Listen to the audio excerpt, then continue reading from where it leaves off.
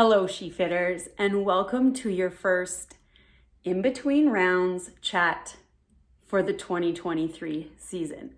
I wanted to start things off by chatting about our warm-ups and mobility. So I'm gonna start with lower body. And I also wanted to start with talking about why is this even important? It's so important. So I don't want you skipping over the warm-ups. And if or when needed, I would love for you to be adding in more. I keep the warm-ups fairly short, and this is because we are all busy and I want to make sure you're fitting these workouts in. So I would rather you do a little than nothing at all. Many of you have been with the program for a while and you know that your body needs a little extra warm-up. And so I do want you to add more to it. So this is why. Warm up, the main reason we need to make sure we're doing this is to decrease the risk of injury. At the same time, we'll also increase our mental preparation for the movement, and will also potentially increase our performance. So the biggest key things that we're trying to do is really slowly integrate the body into the movement that we're doing. That's also going to slowly increase our body temperature. And we want to make sure we are doing this so that we can get more blood flow to those tissues. So that's going to also decrease the strain on things like our connective tissue. It's going to decrease the strain on our heart, on our muscles. And this is why we're going to get a better workout after a proper warm-up. There are also many of you that have a few nagging injuries or you have some compensations. And so adding in a little extra warm-up and sneaking in some extra mobility before you work out is also a good idea, because 9 times out of 10, when the workout's done, I know a lot of us are done. So if we can add that in before, it's going to help prepare you for the workout, but then it's also going to make sure that you get it in. So before I get on to a few examples, I also want to remind you that I would love for you all to be doing some type of aerobic warm-up. I don't have that included in your workout. And again, that's to make sure that if you only have time for one thing, I'd rather it be those few mobility exercises that I have included in your workout. But if you have the time, please take it to do, even if it's just 3 to 5 minutes on something like a bike, treadmill, elliptical, rower, if you have access to it, or a skipping rope, or you can just do a body weight warm up to get that blood flowing. So I'm going to review a couple exercises that you could do if you don't have a cardio machine at home. Really, I'm just looking for you to get that blood flowing. So here's 4 exercises that you could do for 30 seconds each, just to get that going. So you'd start with something like skipping rope, even if you don't have a jump rope. So I'm skipping like I'm a boxer, I'm light on my feet. Gonna start to get that heart rate going. Obviously that blood is flowing. So after 30 seconds here, you're gonna change it into a high knee run. So you've got 30 seconds here. Yeah, and then switch to a jack, out and in for 30, and then the final 30, bum kickers. So heels to your bum. That's gonna guarantee get that heart rate up, get your blood flowing, warm those muscles up, and get you ready to then move into the mobility work so that you can feel good with the lifting sets or the working sets that we're going to be doing in our workout. So for today, I'm going to go over my favorite lower body warm-up and mobility exercises.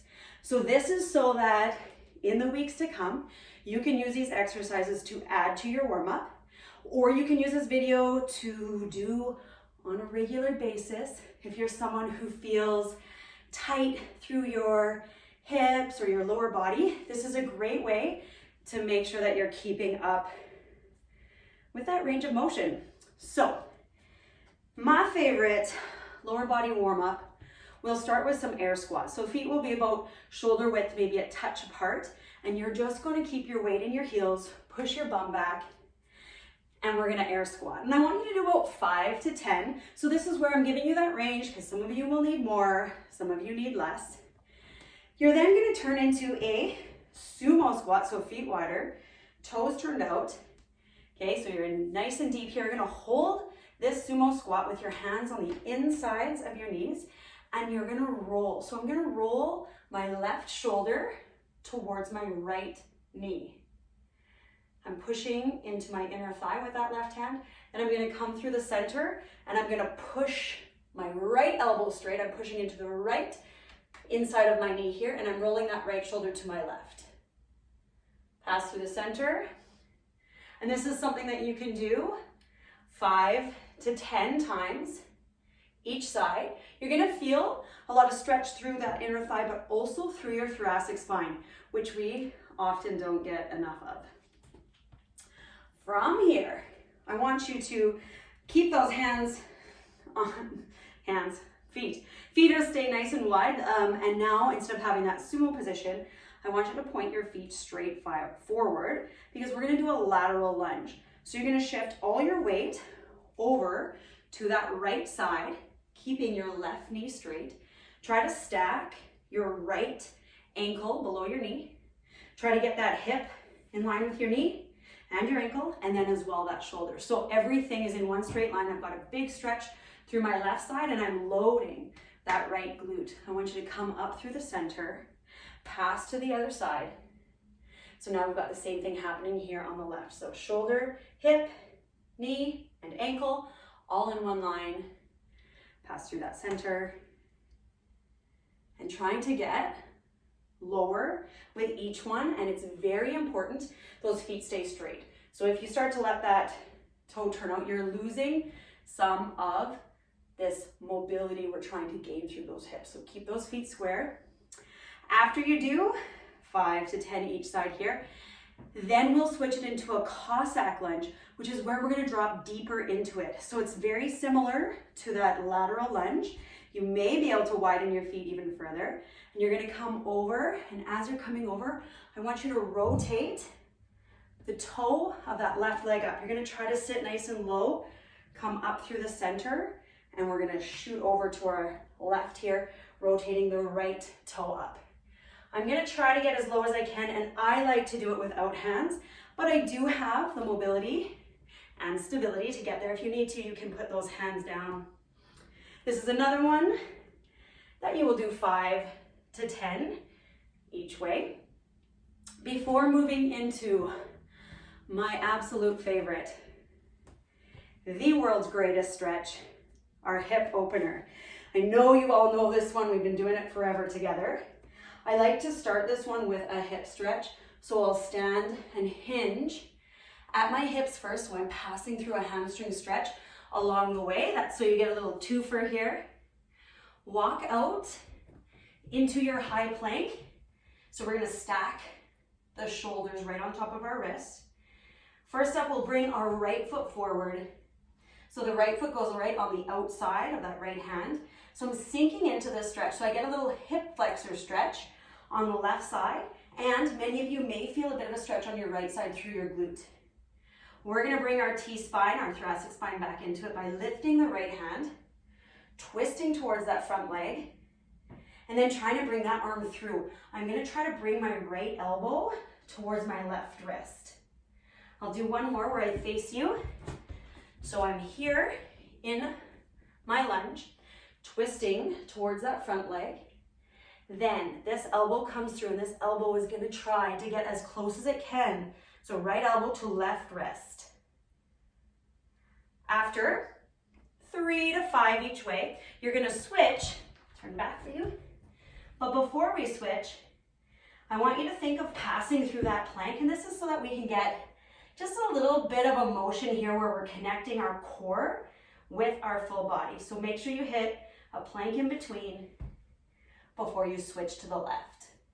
You'll do the same thing, hang out in that stretch for just a moment before you add the thoracic twist.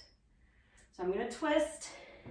Now I'm reaching that left elbow towards my right wrist, and I'll do 3 to 5 of these.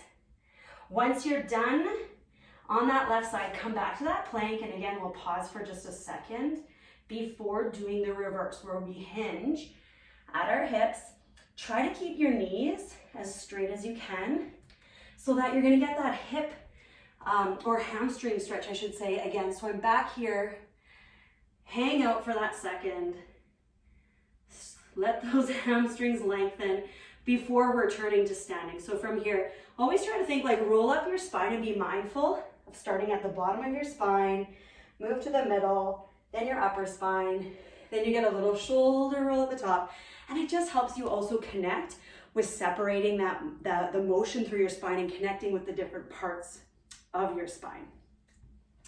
Last but not least, well, I always do recommend you do a bit of glute work in your warm-up, and this is less for mobility and more for stability. So our glutes help stabilize motions. So basically my favorite is the regular glute bridge. So you're gonna start on the ground with your knees bent and feet on the ground. And I want you to think about driving your hips straight up and squeezing your glutes together. And then where the little bit of mobility comes in is I want you trying to get those hips as high as you can. So notice I'm in a nice straight line here. So rather than stopping down here, you're gonna drive it all the way up. Nice straight line at the top. And then try to think about those glutes. So I'm gonna slowly lower, but I want you to keep the glutes engaged as you lower, and lower with control. The second you just barely touch the ground, I want you to again drive it back up. So we're really not spending a lot of time on the ground when we do this. We're lowering with control, and then we're gonna drive up. And that's gonna really help you make sure that you're really getting those glutes activated, telling them that they need to work, so that when you do your working exercises, those glutes know what to do. Last but not least, I got a couple favorite mini band exercises. So start with a mini band just above your knees, and you're gonna do a lateral walk. With this one, try to make sure that you're keeping tension on the band the entire time, and make sure that you're in that partial squat with your back nice and straight, pushing your butt as far back as you can. And you're gonna take tiny little steps in one direction. So I'm gonna suggest anywhere from 10 to 20 in one direction. And then obviously we gotta even her out, 10 to 20 the other way. The more you can make sure that you're not bringing your legs all the way together, that's gonna keep the tension on the band. That's gonna drive your knees out, which is what we need to do to get the glutes going. Last but not least, this is my sneaky favorite. You're gonna bring the band down to your ankles. Make sure again that you keep tension on the band, because you never want to have any slack when you're doing this. The tension is gonna help you activate what we need to. So I'm gonna have you start with your right toe pointed in, and you're gonna step sideways. Straight legs here, so you're staying tall. You're gonna lead with that right heel. So the direction that I'm going, that heel leads, that toe points in. You're gonna feel this guy. Oh, so good. So same thing, I want you to do 10 to 20 each direction. So we'll head to the left here. So my left toe is turned in, legs are straight, I'm standing tall, and I'll get that other side in.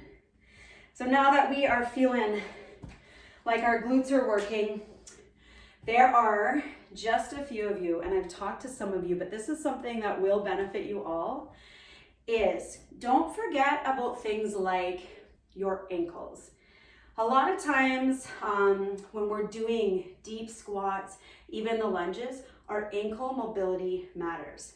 So you won't be seeing a lot of this ever happen in your workouts, but if you're someone who struggles with that ankle mobility, your heels want to raise when you're doing squats, or you feel limited and you can't get any lower, a lot of times that's your ankle not letting you move.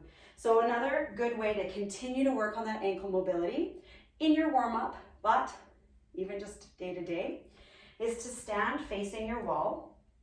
I want you to give yourself like maybe 1 foot distance from the wall to where your foot is. You're gonna be in a staggered stance, hands on the wall. And what you're gonna do is you're gonna bend almost like you're doing a bit of a lunge forward. It's very important you keep that heel on the ground. And you're gonna try to lean as far as you can into the wall. Get that knee as close to the wall as you can while keeping the heel on the ground. Step out of it. Well, you don't have to step. We're just going to extend our knee. And then I'm going to have you do the same thing again. So I'm driving that heel into the floor as I try to get the knee into the wall. So you can repeat this one 10 times and then switch legs. And you're going to feel over time this will greatly improve your ability to have more range of motion through those ankles as well. So I hope you enjoyed your lower body warm up and mobility chat. Please let me know if you do have any questions. You can post them in the comments below, but I do look forward to moving through this session and keeping you supple and mobile as we get strong. So have an awesome, awesome rest of your day. I will see you on the internet. Take care.